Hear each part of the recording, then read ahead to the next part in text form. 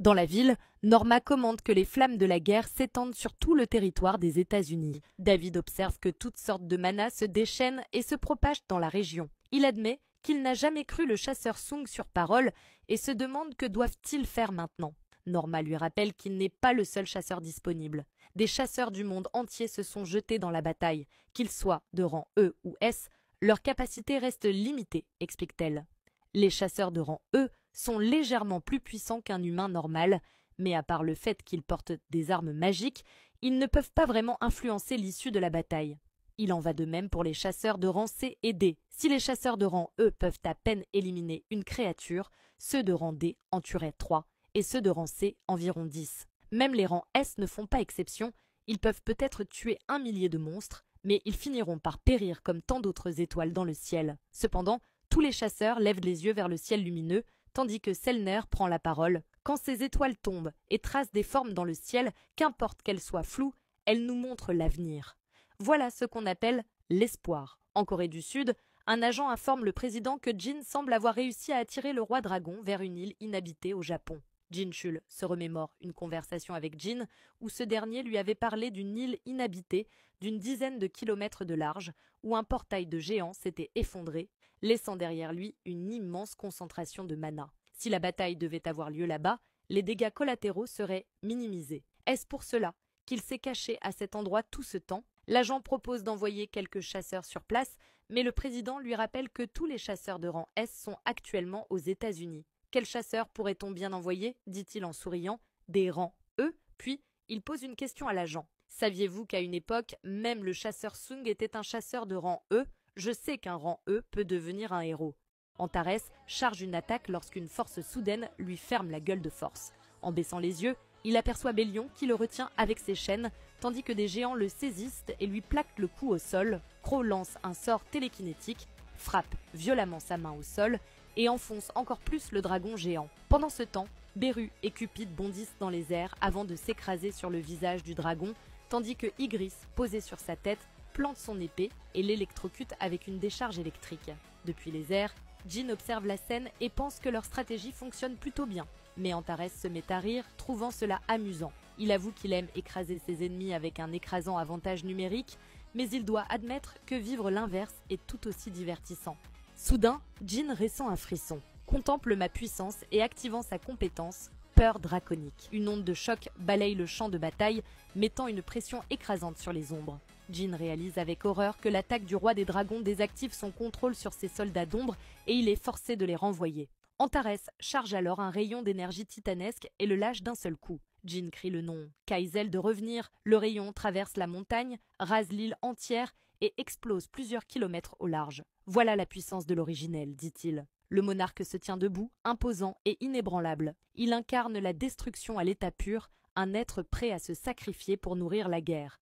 Un amalgame de sang, de cris, de folie et de destruction. Un être créé uniquement pour la guerre. Il est Antares le roi des dragons et le monarque de la destruction. Jin réfléchit. L'immense quantité de mana laissée derrière après la mort du roi des géants a bien imprégné le sol, mais elle n'a même pas tenu face à cette attaque. Même ses soldats immortels périraient instantanément s'ils recevaient de plein fouet un souffle aussi puissant. Antares se transforme, puis s'adresse au monarque des ombres. « Tu n'as pas besoin d'être nerveux. » Lorsque Jin a attrapé son bras, il aurait pu se libérer facilement, mais il ne l'a pas fait. Pourquoi? Parce que Jin l'a impressionné en le poussant dans ses retranchements.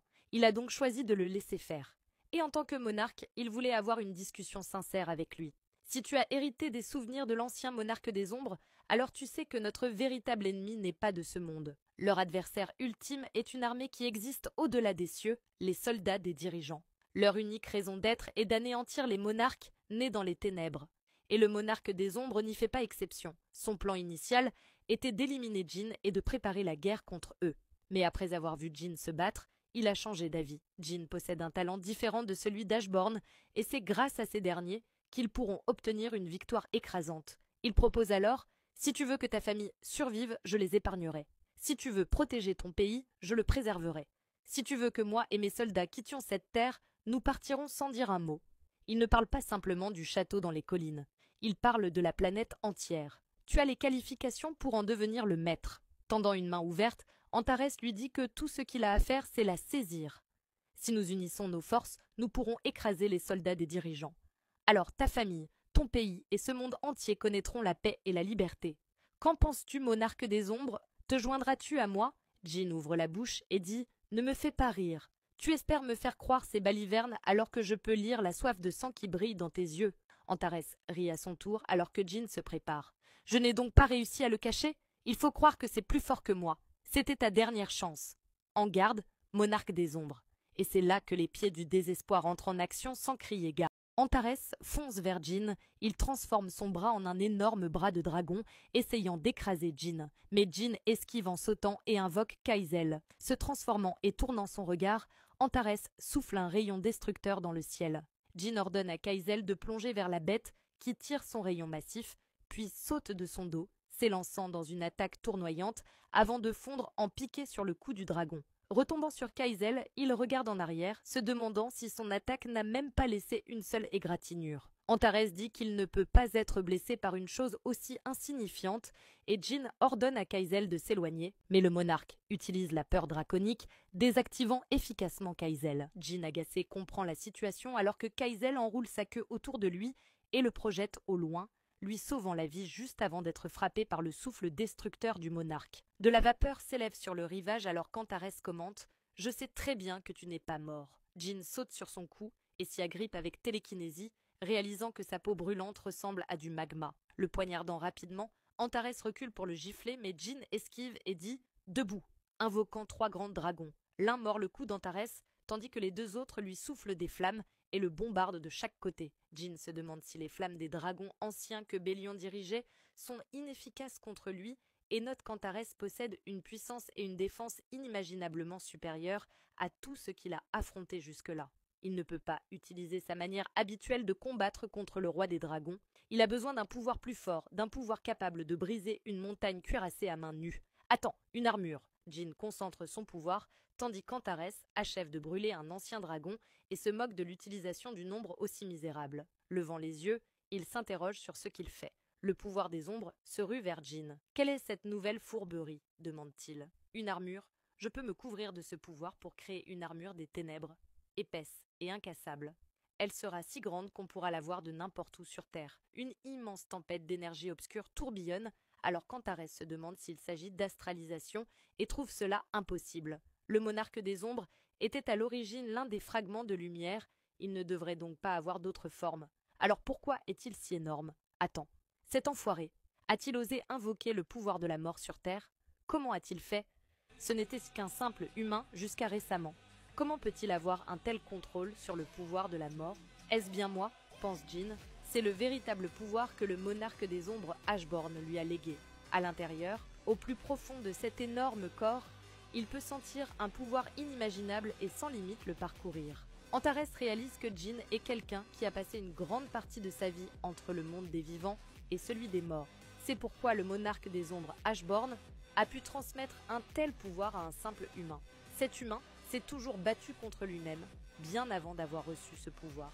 Pour sa survie, il doit tuer Jin. Il est trop dangereux. Antares utilise son souffle destructeur et Jin lève la main, coupant l'attaque en deux avec une contre-attaque qui électrocute le monarque dragon. Les 2 puissances se défient du regard avant de se ruer l'une contre l'autre pour un choc titanesque. L'affrontement des monarques débute, et Antares attaque en premier, mais Jin attrape ses griffes en plein élan et contre-attaque avec un coup de poing écrasant au visage. Cependant, alors qu'il se retire, Antares ouvre ses mâchoires et mord violemment le torse de Jin. Le soulevant sans effort, il le projette si loin qu'il s'écrase sur son château. Allongé au sol, Jin sent le danger et bondit juste à temps pour esquiver de justesse le souffle destructeur d'Antares. Le monarque des ombres, désormais manchot, invoque une épée et fonce vers le roi des dragons, tranchant son ventre en traversant le rayon d'énergie. D'un coup de queue, Antares expédie Jinwoo à travers le champ de bataille avant de s'élancer dans les airs, invoquant plusieurs faisceaux ardents qui s'abattent du ciel. Alors qu'il détourne son regard, une épée fend l'air et transperce son aile. Jin en invoque 6 autres autour de lui et les projette en avant tandis qu'Antares relâche un nouveau souffle destructeur. Leurs pouvoirs entrent en collision et engloutissent l'île entière dans une explosion titanesque. La poussière se dissipe, révélant un Jin en piteux état, son armure d'ombre se brisant avant qu'il ne s'effondre au sol. Il prend une profonde inspiration et réalise que maintenir une telle puissance lui demande une quantité d'énergie colossale. Pendant ce temps, Antares lui adresse une dernière proposition, lui demandant s'il refuse vraiment de le rejoindre tout en revêtant son armure. Jin lui répond qu'il n'a aucune intention de coopérer avec un monstre. « Comme c'est dommage, dit-il, avant d'invoquer une épée dans la paume de sa main. » Et les deux adversaires se font face avant de se ruer l'un vers l'autre, croisant leurs lames dans une confrontation féroce. Antares lui rappelle que le monarque de la transfiguration et l'armée de la destruction sont en train d'anéantir tout ce qu'il essaie de protéger et que malgré sa lutte, il ne pourra rien sauver. Même s'il est le roi des morts en tant qu'humain, il doit craindre la mort. Il lui demande s'il veut être réduit en cendres par les flammes capables d'incinérer la mort elle-même. Tout ce qu'il tente de défendre ne sera bientôt plus qu'une illusion. Il insiste sur le fait que Jin doit en être conscient, car il a éveillé les pouvoirs d'Ashborn et peut entendre les innombrables cris de souffrance dans ce monde. C'est ça la guerre. Écoute leurs cris, écoute leurs souffrances. Mêle-toi à leur désespoir, contemple le silence. Antares lui ordonne de regretter sa décision, mais Jin lui répond que c'est lui qui devrait avoir des remords. Il fait flotter une dague derrière Antares et lui lance une attaque explosive, mais se retrouve piégé dans un champ de force. Antares ricane, demandant à Jin s'il pensait vraiment qu'une dague créée à partir d'une dent de dragon pourrait blesser le roi des dragons. Il s'interroge sur l'ironie de ce combat entre une flamme née des ténèbres et une obscurité née de la lumière, ajoutant que la bataille semble toucher à sa fin. Jin acquiesce, affirmant qu'il peut voir l'issue du combat. « Tu as enfin compris que la résistance était futile ?» demande-t-il. Il fonce vers Antares, qui proclame que l'armée de la destruction n'a même pas besoin de chercher cet endroit, car il relèvera leur morale en décapitant le monarque insensé. Jin réplique que le soleil assombrit les ombres, surprenant Antares lorsque ses invocations apparaissent pour le maintenir en place. Fou de rage, le roi des dragons hurle qu'il réduira Jin en pièces. Antares hurle qu'il va déchirer Jin en morceaux, le transformer en nourriture pour ses dragons et lui offrir une mort misérable pour avoir résisté au roi des dragons jusqu'à la fin. Sonacle pour préparer un portail vers cet endroit et à trouver un moyen de gagner la guerre, même s'il devait perdre cette bataille. C'est une défaite totale pour Antares qui n'a regardé que la petite bataille. Jin lui demande alors si c'est lui qui a commandé au monarque des flammes blanches Baran et au monarque des bêtes d'attaquer le monarque des ombres. Antares demande si le monarque des flammes blanches lui a dit, comme vu dans les souvenirs, et Jin répond qu'Ashborn voulait qu'il lui transmette ses salutations. En sortant le doigt d'honneur de l'arrogance, furieux, Antares charge Jin, mais s'arrête soudainement, révélant qu'il a été transpercé par les dirigeants.